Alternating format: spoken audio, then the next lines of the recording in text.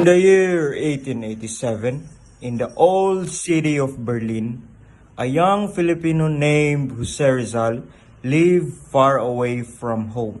Though surrounded by a foreign culture, his thoughts were always with his beloved country, the Philippines, a nation suffering under the Spanish colonial rule.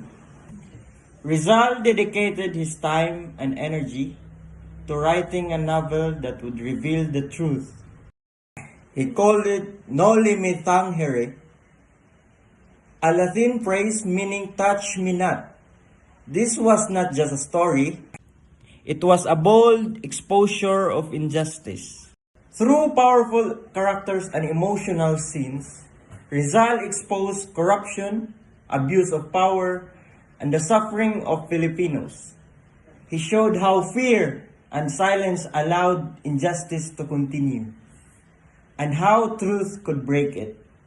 But writing the novel came with a great sacrifice. Rizal struggled financially. There were days he had a little to eat, yet he continued writing, driven by his love for his people. He knew the risk of Spanish authorities discovered his work. He could be arrested or worse. Still, he chose to continue believing that the truth must be told. At his lowest point, help came from his loyal friend, Maximo Viola. Viola provided the money needed to publish the novel, giving Rizal hope and strength to finish his mission.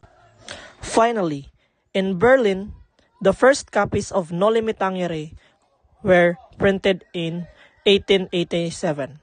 What began as ink on paper became a powerful voice for a silent nation.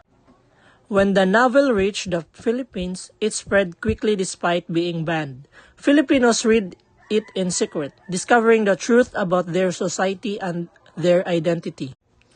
Through his courage and his words, Rizal proved that a single voice can inspire change. He did not use weapons, he used truth. Noli Me Tangere was more than a novel. It was a turning point in history, a spark that helped ignite a nation's fight for freedom.